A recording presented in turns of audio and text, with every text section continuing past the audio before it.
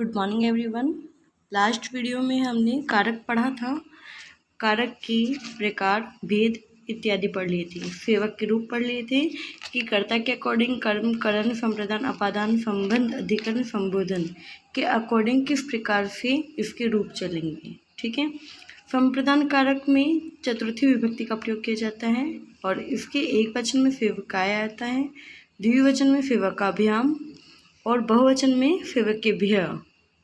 ऐसे ही पंचमी विभक्ति यानी कि अपादान कारण कारक सेवकात, सेवकाभ्याम, सेवकेभ्य। ठीक है। संबंध में षष्ठी विभक्ति एक वचन में सेवकस्य, सेवकयोः, सेवकानाम। और अधिकरण कारक में सप्तमी विभक्ति एक वचन में सेवके, सेवकयों, सेवकेषु। और संबोधन में कोई भी विभक्ति नहीं होती और इसके वचन के अकॉर्डिंग चलते हैं रूप। हे सेवक, हे सेवकौ, हे सेवकः। ठीक है। ये थी शब्द रूप की बात। ओके, सभी बच्चों को ये शब्द रूप याद होने चाहिए। इसी के अकॉर्डिंग सभी पुल्लिंग शब्द के अकारांत शब्द रूप बनते हैं। ठीक है। अब देखिए, स्त्रीलिंग व नपुंसकलिंग के रूप व्याकरण अनुभाग के पीछे दिए गए हैं। नीचे दिए गए कुछ वाक्य जिससे अलग अलग विभक्ति का उपयोग किया गया है और इन विभक्तियों का कारक चिन्हों के आधार पर अर्थ समझिए। अब आपको क्या दे रखा है बच्चों, नीचे आपको कुछ सेंटेंस दे रखे हैं। कुछ सेंटेंस उनके सामने उनके कारक के बारे में बता रखा है कि कौन से शब्द में जो डार्क शब्द हो रहे हैं ना, उन शब्दों में कौन सा कारक यूज हो रहा है, कौन सी विभक्ति यूज हो रही है और कौन सा वचन यूज हो रहा है। देखो, रामः अमार्यत, रामः यानी कि राम, अमार्यत यानी कि मारता है। राम मारता है तो काम कौन कर रहा है, राम कर रहा है।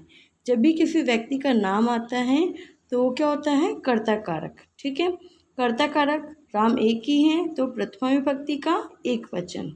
इसी प्रकार रामः रावणम अमार्यत, रामः यानी कि राम, रावणम यानी कि रावण को, अमार्यत यानी कि मारता है। मारने वाला कौन था, राम था। काम कौन कर रहा है, राम। तो उसमें कर्ता कारक हो गया। लेकिन किसको मारने का कर्म कर रहा है, राम रावण को मारने का कर्म कर रहा है।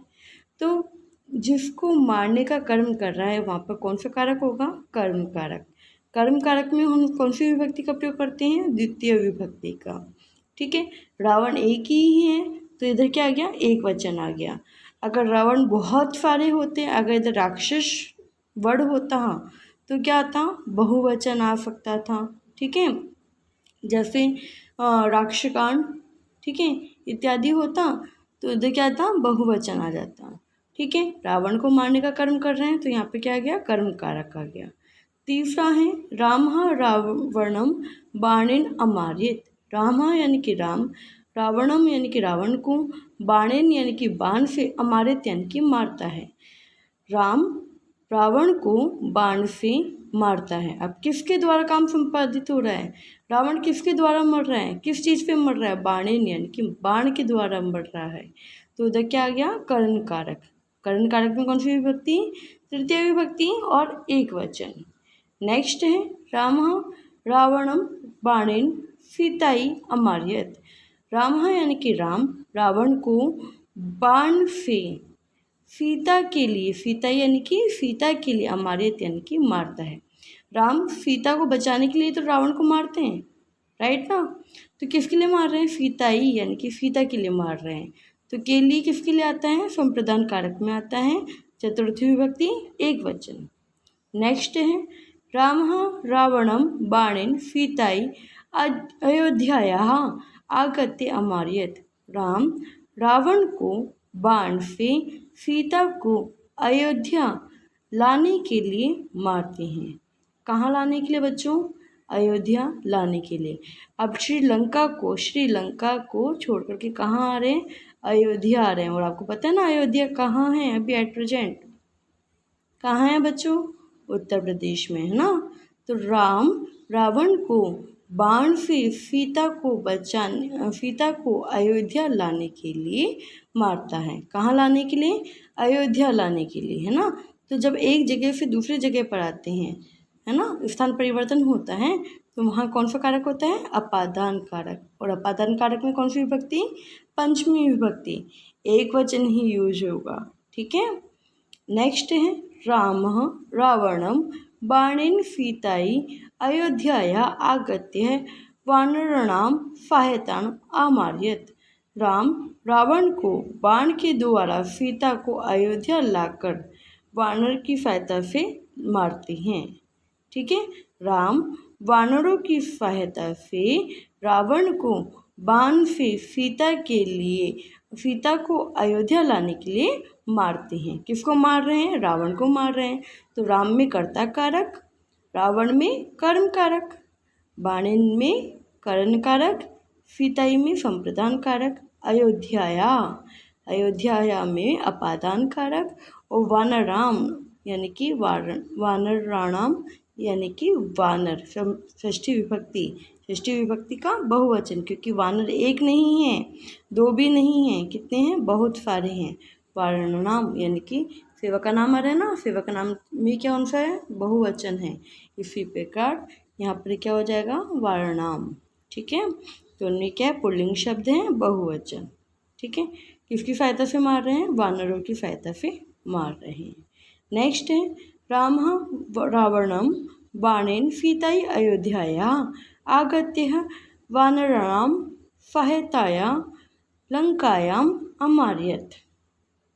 राम वानरों की सहायता से, ठीक है, वानरों की सहायता से लंका में रावण को बाण से मारकर सीता को अयोध्या लाते हैं। ठीक है। कहाँ मार रहे हैं? लंका में। किसी जगह जाकर के यानी कि लंका में मार रहे हैं, तो वहाँ पर कौन सा कारक हो गया? अधिकरण कारक। अधिकरण कारक यानी कि सप्तमी विभक्ति, स्त्रीलिंग वचन है और एक वचन कौन सा है? एक वचन। ठीक है। अब भरत को बात सुनाते हुए कह रहे हैं कि हे भरत, यदि हम किसी को आवाज़ लगाते हैं तो वहाँ पर कौन सा कारक होता है? संबोधन कारक। कौन सा कारक होता है? संबोधन कारक। संबोधन कारक का अकारांत पुल्लिंग शब्द है, क्योंकि भरत क्या है? पुल्लिंग शब्द, और भरत एक ही है तो एक वचन हो गया। ठीक है। तो हे भरत में कौन सी विभक्ति होगी? संबोधन। इसमें विभक्ति नहीं है, कारक कौन सा हो गया? संबोधन कारक। ठीक है बच्चों। आगे हैं जो हमने पीछे पढ़ा, आज उसको पूरा वर्णित करके पढ़ते हैं। हे भरत, राम ने रावण को बाण से सीता के लिए अयोध्या से आकर वानरों की सहायता से लंका में मारा। ठीक है। भरत को संबोधित किया है किसने? राम ने। राम क्या हो गया? कर्ता हो गया। हे भरत में क्या हो गया? कौन सा कारक हो गया? संबोधन कारक। ठीक है। बाण से मारा, क्रिया की गई है किसके द्वारा? बाण के द्वारा। रावण को मारा, रावण में कर्म कारक, बाण में कौन सा कारक? तृतीय विभक्ति यानी कि करण कारक। ठीक है।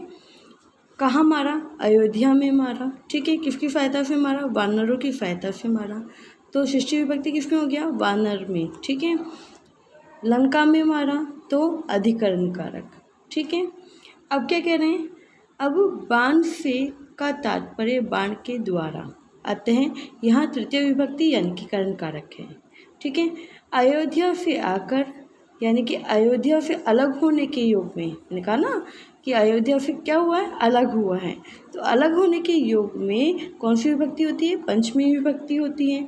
पंचमी विभक्ति यानी कि अपादान कारक। ठीक है। वानराणाम सहायताया यानी कि वानरों की सहायता से, इसमें हेल्प ले जा रही है, तो उनमें क्या होगी? षष्ठी विभक्ति। कहाँ हमारा? लंकायाम। तो लंकायाम में सप्तमी विभक्ति यानी कि अधिकरण कारक। ठीक है। तो इस प्रकार से कारक हमारे पूरे हुए। आपने शब्दार्थ कॉपी में कर लिए होंगे। आते हैं अब एक्सरसाइज पर। एक्सरसाइज यानी कि अभ्यास। मौखिकम प्रश्न यानी कि ऑरल क्वेश्चन है। कारकः कति संति। कारकः यानी कि कारक, कति यानी कि कितने, भवन्ति यानी कि होते हैं। कारक कितने होते हैं? तेषाम नामानि वदत। तेषाम यानी कि उनके, नामानि यानी कि नाम, वदत यानी कि बताओ, उनके नाम बताओ। कारक कितने होते हैं बच्चों? बताओ। आपको पढ़ाया था ना, कारक कितने होते हैं? कारक अष्टभेदाः सन्ति यानी कि कारक के 8 भेद होते हैं। ठीक है, इनके आंसर्स आपको नोटबुक में भेज दिए जाएंगे। ओके, सेकंड क्वेश्चन है कृत कारकम परिभाषित है।